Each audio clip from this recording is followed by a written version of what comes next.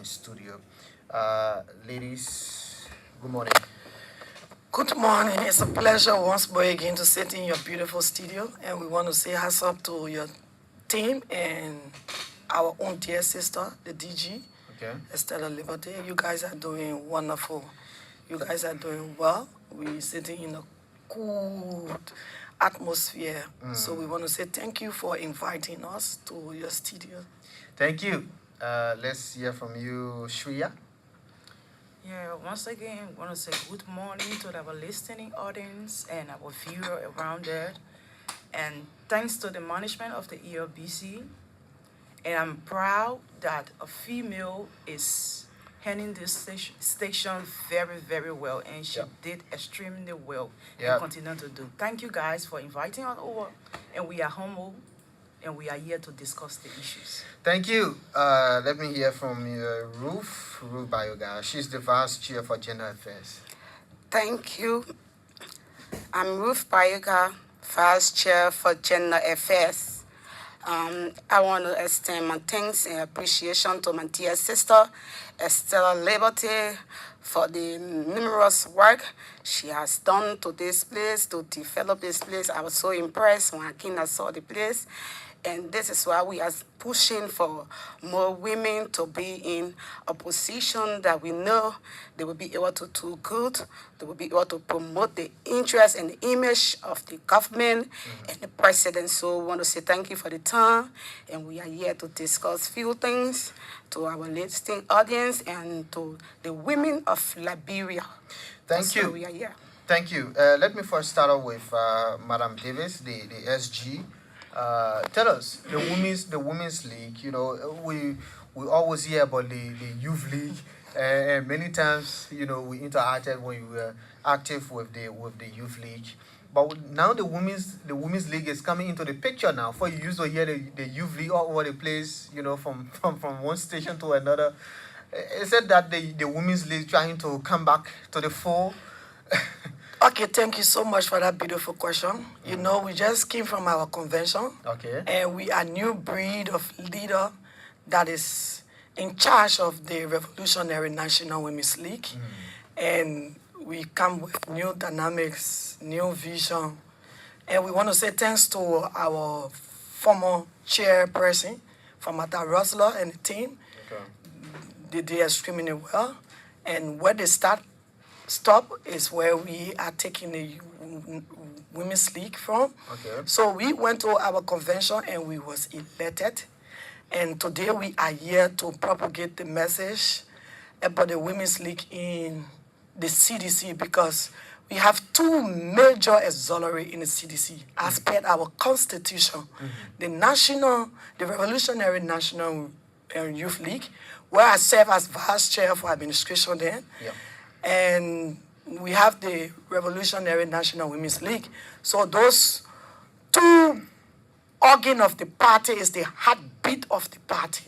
Okay. When it comes to women in Liberia, when it comes to political participation, it means that we as women in the CDC must step up to the plate. So when you see the Women's League taking a different turn, it means that they are new leadership. So we were elected for 7 years to serve.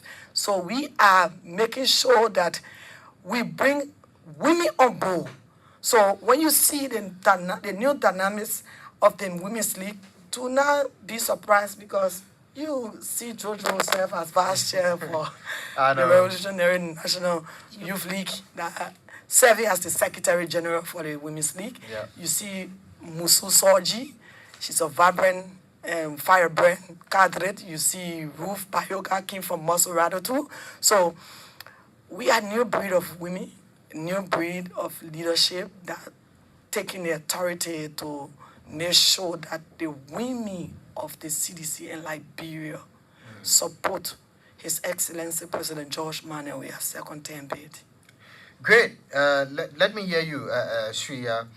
You are the vice chair for political affairs, and the good thing is, we already in the political system. I mean, we can shy away from that. So going forward, what are some of the things Jojo has already said? new dynamism into the leadership, the women's league will be more visible going forward. In terms of the political aspect of it, what do we see coming up next? Okay.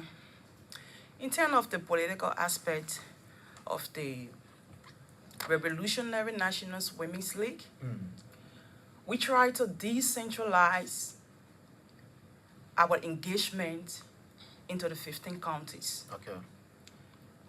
And we put in some strategies wherein women who have been so frightened and shy to come out and take the stand, we are encouraging them.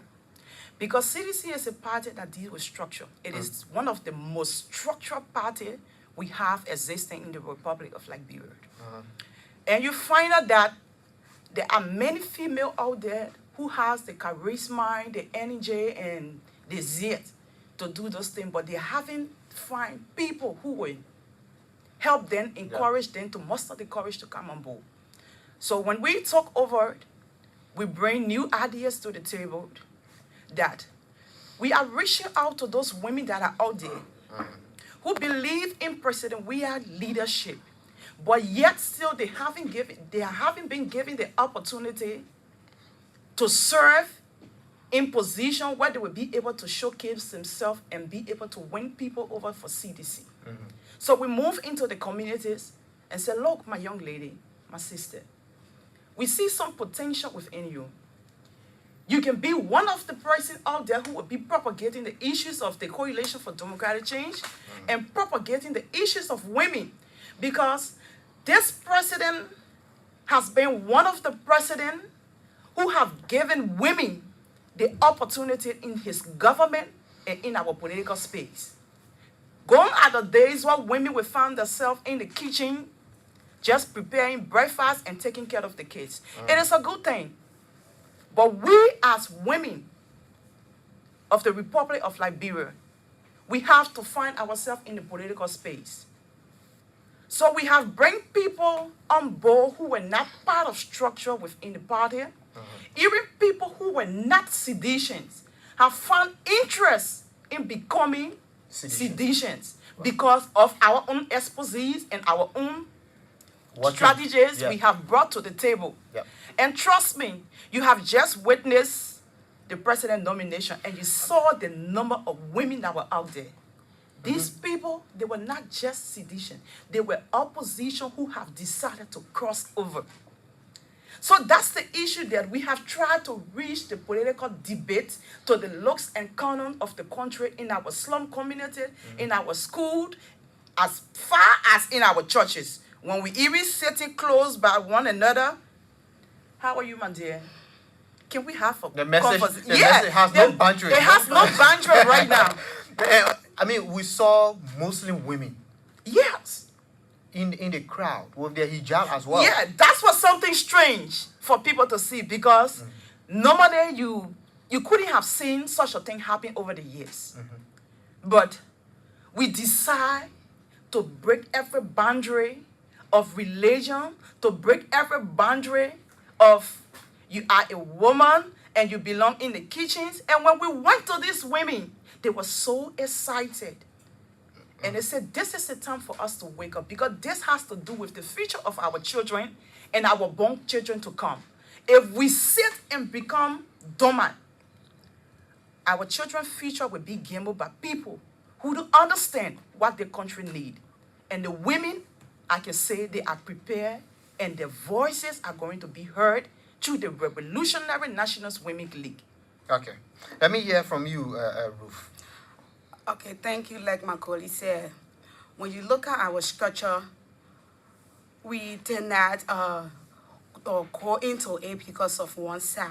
Okay. When you look at our structure, you will see our chairlady is from a Muslim background, which is Fatou Souare, and our vice chair for administration, she's a Fula woman. So when you cut across. Yes, exactly. When you saw the atmosphere at the ATS, you saw the Muslim community, you saw the Fula community, and you saw the Christian community. And our president The president is a female in chief. He believes in gender equality. So we open up that gap in that line to break those barriers. Now, when you go back to the 2021 census population from the World Bank, you will see 50 plus 22% of women in our population. So we say we will not sit.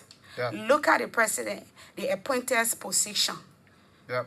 You see almost 85 women are Appointed. in appointed position. And recently he appointed The the ambassador ambassador to France. to France. It's a woman. Yes. And then the Chief The Justice, Chief Justice Yeah. is a woman is a too. female. So we are here to spread the message, and to our sisters, our mothers who turn all to win the nomination program, we came to tell them thank you. Okay. Because we went to them and we spoke to them and they listened to us. And Jojo, how was the mobilization like? Like I always tell people, sometimes I listen to our brothers on the other side, and then it can really puzzle me because, look, the CDC is a grass-based political institution. The CDC does not know tribe, don't know status. Look at the people who, over the years, when we were in oppositions, and now we are rooting establishment. Look at those people who ascended to position in the CDC. And that's what I tell people. The CDC is a mass-based political party. The mobilization, what we did was that we told ourselves, we look at the 50% of women, and then we said to ourselves, look, our vice standard bearer is a female. So if the women of Liberia and the women in CDC must come up, then it means that we must go from house to house, door to door, telling them about the good thing that this president has done over the 5 years. And thank God, the women, look, I will tell you, when women put their heart to do something, they do it more. They do it beyond their ability. And we reach out to the 17 districts. We reach out to the counties. Our cheerleaders in those counties, we place a call to them and told them this is the time. If any sex will be in a majority, must be the women. We send a message, we talk to our people, look, there's a need that we gave His Excellency his second term. So we have our vice president who is a female. So we cannot sit. So if we must stand out, then we must stand out in our number. And look, the message resonated. I see people talking about we giving people. Look at the people that came out. Serious? Those people were passionate. If you pay all those people, you don't have money for that? No, You that the don't even national have the budget money. you use. The national no. budget, if you just decide to get $2 I want per somebody to say. person, Imagine. your national budget will not even cover the cost. Oh no, I will tell you what we build those people. What the good construction, the development. You look at the military hospital. You look at the Emery Hospital. Gbapolo. You look at the 2,500 health worker. The salary was increased. You look at the tangibles. Those are things that we deliver. So if they tell us that we pay people, those are the things that we did for the Liberian people, because the president said, I would not give you a beautiful speech. I will not give you vocab, but what I say I will do it. The people are not sleeping. Their eyes are open. They're seeing the tangibles of this president. And that's the reason why we say, when we tell you, say one turn, one round. When we say one round, we're not joking. Because the Liberian people in the trenches, you tell the people, even the first-time voter, they will tell you, when it's not Joshua, then who is? Who can it be? Because look at, those days our parents used to sell their laptop, expensive laptop in a trunk Wax fee. to pay wax fee. Wax fee is $95. You have thousands of kids go sit for wax. We are asking for a dime. This government honored the cost. So you expect those people to sit home and not appreciating this president and giving his second term. Our strategy was just simple. We told our people, this is not about us against who. This is about what George Weah have done, and we need him to complete what he started. So you must stand out in your number. Look at the RIA rule. You expect him to leave it? Who will complete it? No. We told our people they are tangibles, and we named those tangibles to them. Okay. And we told them, look, he started it, he must end it. And the message resonated with the people that he started it, he must end it. Now, you have women in the counties. How are you going to engage them? Because they should be a part of every process. And I think you should reach out to them, the counties women. Yes, like when we were having the nomination program, you saw the 15 county, the 14 county was involved. Okay. Every women under the banner of the coalition, they was squared into the nomination program. So the nomination program was not only done in Maserado, it was done in the 14 counties. I saw that. And every women part of the banner of the CDC, the coalitions were part of it. So, but you keeping in touch with them, you coordinating the activities of them. Yes. Yeah, sure. So what we are doing now is that we finish with the president nomination, Maserado County. We will go in the various counties to see ourselves there. We got leaders, that chairperson. Okay. We got Zuna chairperson from the Women's League, because you know the CDC is a unique party. Our structure is very strong. We just need to go and see who are those that are doing well and not. And then we restructure. It's not how we go in the counties to make sure that those women in the county, the chairperson in the county, are empowered. And that's the reason why we said we bring new dynamics into the National Women's League, because this is not a Moravia-based women's league. It's going to be a 15-county-based women's league. We have to go in the various counties to see our chairperson, empower them, make sure that the message resonating with them, make sure that they do their due diligence to reach out to those zones in their counties, and the women in their counties, and the young girls in their counties to send that message. So as we speak, we are planning our engagement in the 14 counties, because we are in Maserado County. Okay. And Maserado County, we know our base, and we have to go to the 14 counties. So we are preparing to go to the 14 counties. We'll Okay. deal with the closer How county. soon will that be? It'll be soon in February. Okay. We are a moving train. We're not waiting. So Okay. definitely you will see us in those counties. And when you see us in those counties, you will know that, yes, indeed. You know, the CDC is a unique institution.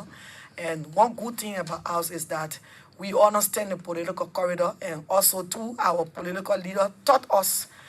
And he, from his workings and his example that he set in those 17 years in the opposition. Now I tell people, I say, you see, for us, we were in opposition, we're constructive, we're never destructive. We have political will. We could attend the country also that if we were desperate. But one thing I always tell people, what God destined for you, no man can change it. Sure. And thank God we have a peaceful president.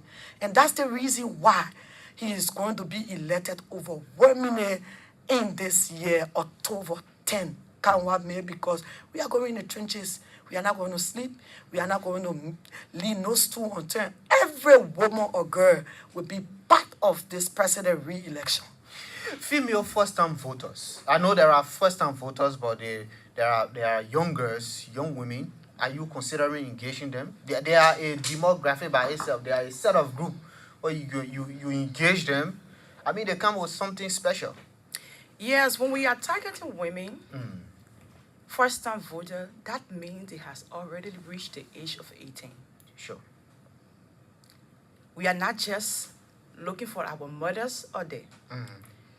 You know, the institution has a structure where even first-time voters have their own leadership, and they have a head for the first-time voters.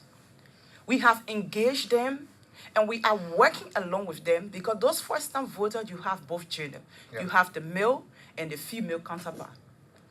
And there is no way possible we call ourselves National Women's League and then we lead the female counterpart of the national voters because they are our children. We have to educate them on the big responsibility they are about to take. Educate them how to move to the community. Educate them how to convince their friends to see reason why President Weah should be re-elected. Considering the fact that many of them have sat for a while and they have benefited one way or the other from the president far-sightedness to make wise or free tuition. You don't have to pay a dime.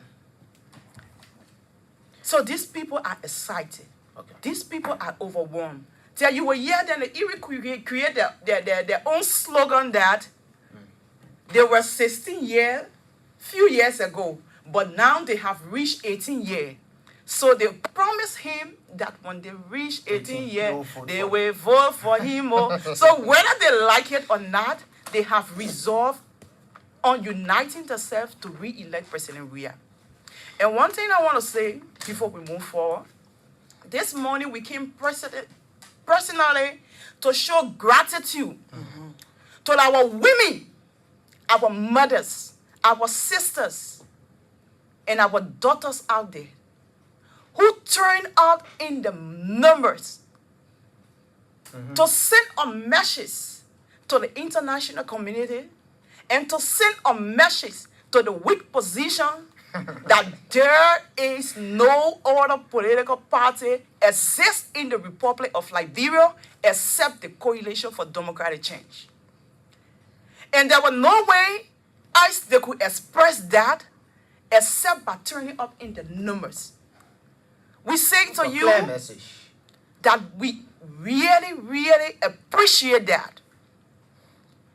You took tears from our eyes. You make us to believe that you understand all what the president is doing.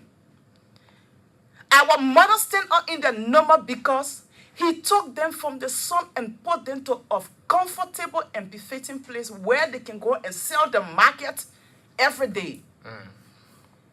They were so excited that they turned up in the number because he created a road connectivity where they can take the farm produce from the farm to the market.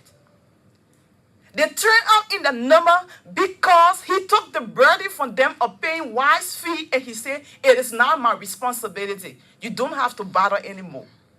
He took they turned up in the numbers because today they can send the children to the state-run university without paying a dime. So those women you saw out there, they didn't went there because they wanted to showcase themselves. They went there to send a message to the international community, to send a message to the weak position that come what may, there is no other person they need except President George Manuel Weah. No vacancy. And there is no vacancy. And we can say this without boast. And you can go to bed and sleep with it. This 2023 elections is a one-round show. We are not going to play with anybody. This is not a cat and mouse run. A race we are running. As far as we are concerned, elections has already been concluded. Because it's clearing and it's visible in the eyes of the people. So thank you to our mothers for leaving your marketplaces. Thanks to our sisters. Thanks to all the wonderful and powerful women out there who believe that President Weah have given us a spot where our voices can be heard, that we are no longer strangulated in a seat where when we want to talk, they will suppress us and say, keep quiet. This place is not for you. Thank you all for the show up. We appreciate that, and we are with you people, and we will make sure that your voices be heard, and we will make sure that we push forward the agenda of the women of Liberia. Okay. Let's see if we can take a few calls. If you just joined us, you're listening to an extended edition of the Super Morning Show with me, Vafle.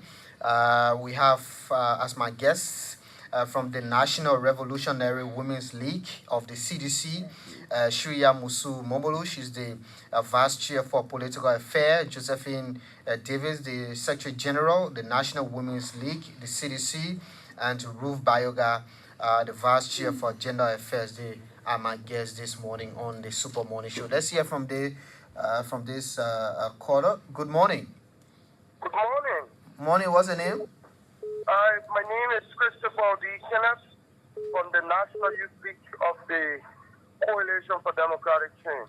Let's hear you, sir. And I want to congratulate our women from the Revolutionary National Youth League, the Women's League of the Coalition for Democratic Change for splendidly explaining and appreciating the Liberian people for turning out in a mass.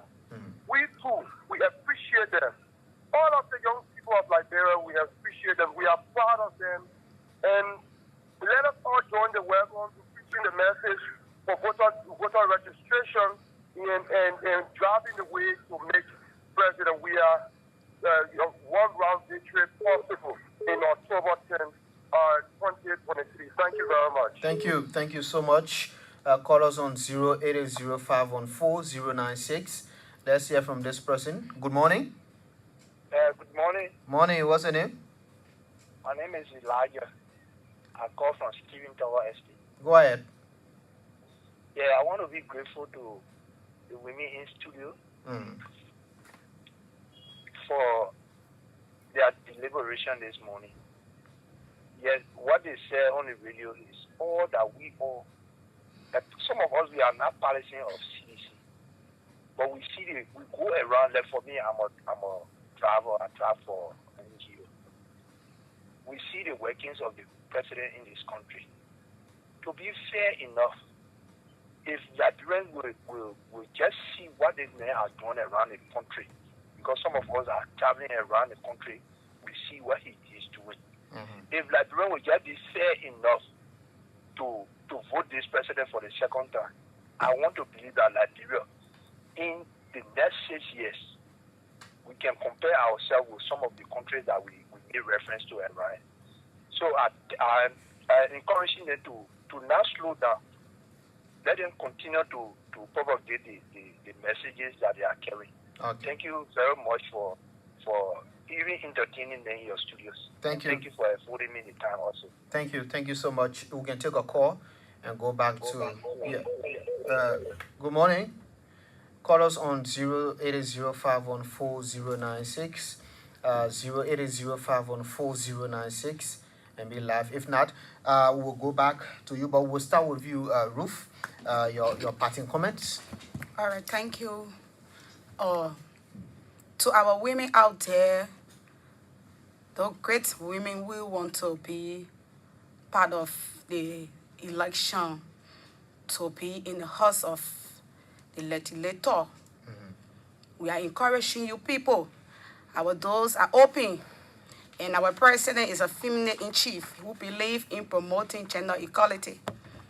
And the 50% for women participation in politics has been endorsed by our president. So we are calling on those women who want to participate in this coming election. We are open for business. You are welcome. You can come on board. And the National Women's League will hold you, and we will support you to make sure we have the 40% of women in the national legislature. Thank you. Thank you so much. Let's hear you.